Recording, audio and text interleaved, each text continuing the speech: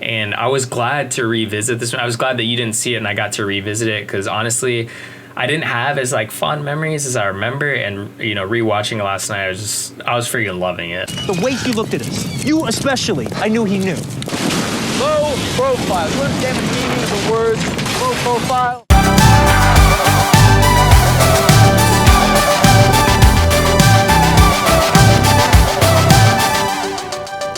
What's up, YouTube? We are Drive By Movies, and never have I ever seen From Dusk Till Dawn. My name is James. My name's Blaze. Harvey Keitel, George Clooney, Quentin Tarantino, Juliette Lewis. Welcome to slavery. No thanks. I already have a wife. From Dusk Till Dawn. So this week we are diving into Quentin Tarantino's screenplay, but this movie is directed by Robert Rodriguez. This is a movie that I've always been told to watch because I do like Quentin Tarantino movies, and this is definitely a lot like his style. Another one of his movies that he wrote but never directed was True Romance, and this is another one of those situations. I thought True Romance definitely feels like a Tony Scott movie. If you look at the action set pieces, and the final conflict fight scene feels very Tony Scott-like. But this movie still feels Tarantino-esque, despite being directed by Robert Rodriguez. But as we know, they're really good friends. But yeah, I mean, what did I think about the movie? I thought it was a fun watch. There's a lot I think did not age well, and there's a lot of slimy characters that I absolutely hated. Quentin Tarantino himself absolutely hated, but I'm glad that there is a great character with Harvey Keitel's part that like kind of makes the movie flow much better, though. But Blaze, like, you've seen it before and you just rewatched it. What do you think? Yeah, so I had rewatched it, and honestly, it was a movie I thought I remembered well, I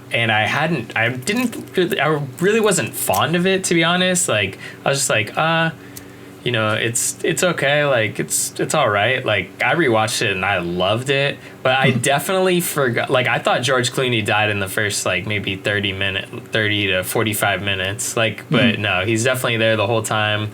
So I'm glad I rewatched it, because this would have been a totally different conversation if I was working off memory here. So the movie was just, I thought, a ton of fun. Like, honestly, I was loving watching it.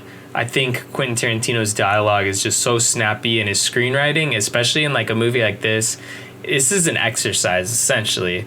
It just shows you like how, if you didn't know this was about vampires, can you imagine just being there opening day and you thinking this is like a heist movie or something, and they didn't tell you in the trailer that there are vampires or anything? It would have just been such a fun movie. Like, even the first 5 minutes, you don't know that, George Clooney and Quentin Tarantino's character have already been to this little liquor store or this gas station and have held it up. So it just seems like a totally different movie. And the 5 minutes in, the sheriff goes to the bathroom and they come out like, you better fucking listen to us. And it was just, I love how this movie can like basically change into another movie like in an instant. And it most specifically does that when they get to the bar and, there's vampires.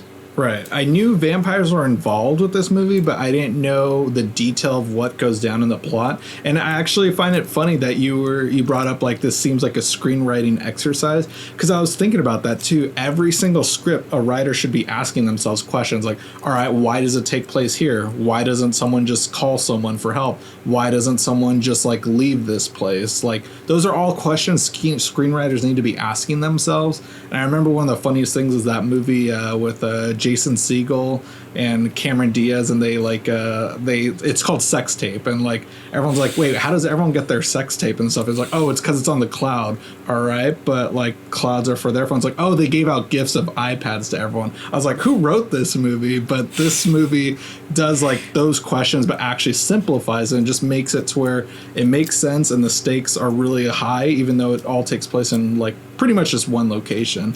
I didn't know how it was going to end up at a strip club, and I didn't know that was going to be like where just this vampire hideout is, and it makes sense, and it's like cool. And I loved seeing Tom Savini and Fred Williamson in this movie. I had no idea to expect them, and I was just dying laughing at Tom Savini's like penis gun. It's like a belt buckle. It's hilarious. Yeah. Especially when he busts it out the first time. The only issue I would say, like, not an issue that I had with the movie, but I feel like the movie is just like going, and it just definitely loses steam when they kill like all those vampires, and then you slowly have Fred Williamson and Tom Savini turn into vampires, and you're kind of losing steam. Like, there's not really much Right. more. The stakes can't get higher, you know? So the climax of the movie is just kind of, it falls a little flat for me. But I think overall, like, by that time, this is, you know, a midnight movie. This movie just has a ton of homages to drive-in theaters and just drive-in like style movies that by that time you're already, you know, making out with your chick, or you fell asleep, or you got too drunk or something, so you're running out of steam as a viewer as well. So I felt like, you know, I can let some of those things pass because it's just such a blast from start to finish. And I love seeing like George Clooney as just this hateable, like, he's such a piece of crap. Like, you don't want to, like, you can't root for him, but then like eventually, I don't even think he turns. He's just basically the last one alive, you know, like especially at the end when he gives this whole spiel with Cheech Marin's third appearance in the film. I thought it was, I was cracking up at that. I thought it was hilarious. Like, the movie is just a ton of fun. Like, it's definitely one of Robert Rodriguez, probably one of his best movies. Like, I'm not like the biggest fan of him, but I definitely have a ton of respect for him. I think he's like an incredibly innovative filmmaker. I don't know if it's always for the best, but he just seems like a great guy who has like a really big heart. So, you know, it's not really someone you can dislike. Maybe if you don't love his movies, you know, you gotta have respect for the man.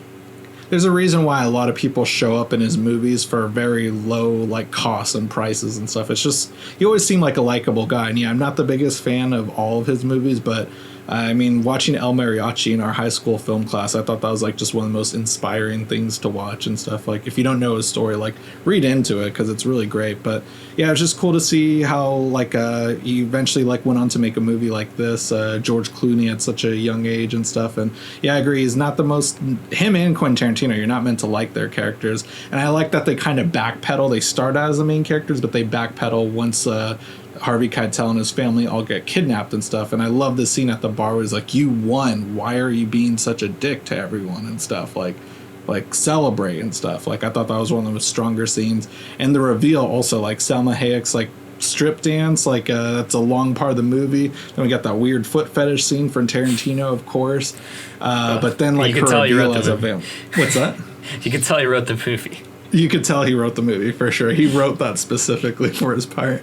Do you think he like guest directed that part too? Like, I kind of feel like he I still don't even understand what a special guest director is, because I remember that was the case for Sin City as well. Like, and special guest director Quentin Tarantino. Yeah. Was there a foot fetish scene in Sin City? Did he just direct that scene maybe? Not that I remember, but I wouldn't put it past him. But yeah, and then like her to be revealed as a vampire, like, I didn't see that scene coming, and I did not know it was going to be like these weird monster zombie-esque kind of vampire creatures. So I thought that was pretty entertaining and different. The makeup doesn't age the best, but it makes it fun, though. It's part of the drive-in fun movie experience that this movie's definitely going for. And I mean, also the outfits that Quentin Tarantino and George Clooney are wearing, they look very Matrix-y, but the movie still holds up in like a fun way. Like, there's gotta like backpedal towards the special effects and stuff, but for the most part, it's definitely a really cool movie. Like, I enjoyed it, and I can see why it's a cult classic. So speaking about the special effects and the makeup effects, you said they didn't really age well. I kind of agree with that, but I still think it's fun, like you said. But they definitely made compromises, especially with the blood. The vampire's blood was green, and they had to do that to try and get an MPA R rating, because this film is pretty graphic, especially for 1996 when it came out. And something that was fun is like Tom Savini's in this film. He's a legendary makeup effects artist. He didn't actually do the makeup effects for this movie, so some people might, you know, assume since he's in it, he did the effects. Like, he's in Dawn of the Dead, and he did the effects for that movie. But Greg Nicotero did the effects, and so did Robert Kurtzman, who got this film written by Quentin Tarantino. He's the one that did the effects scene for the ear in Reservoir Dogs, and this was like basically a promise. He would write him this script that he came up with a story idea for, and then eventually he decides he's not gonna direct it. He's gonna focus on the screenplay, make sure everything's tip top magoo, and then make sure that, you know, his acting was really at the forefront for this movie.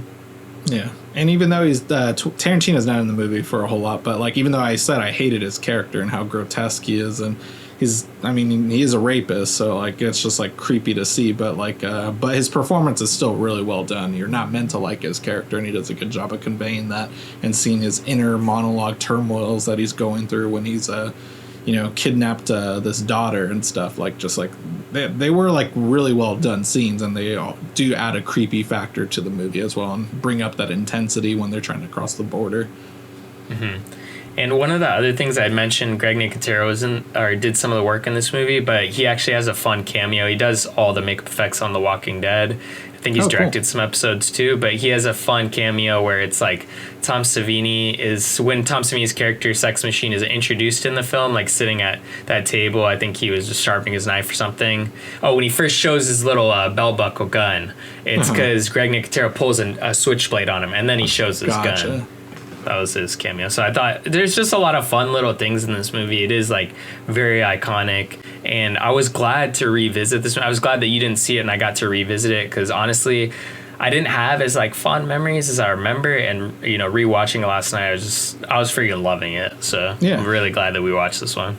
Yeah, any film theaters in LA, if you need some traffic and want some promoters, like we'd be happy to promote a double feature of Bloodsport and From Dusk Till Dawn. 2 movies that don't go well together, but we'll make it happen. And I think they would be fun to watch just because we had a blast watching those 2 movies the past 2 weeks. And love this movie. I can see why it's a cult favorite. And it's definitely, when I get the opportunity, I'd love to see it at a midnight screening.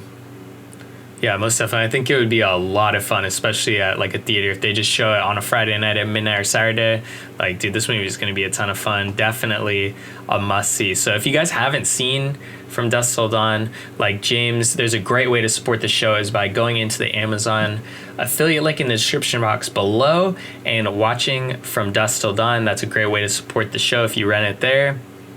And we can keep making these awesome videos for you guys. Yeah. After doing that, come back here and leave us a comment and smash that like button. We love to hear from you and what you thought about the movie, or give us some ideas of other movies to watch.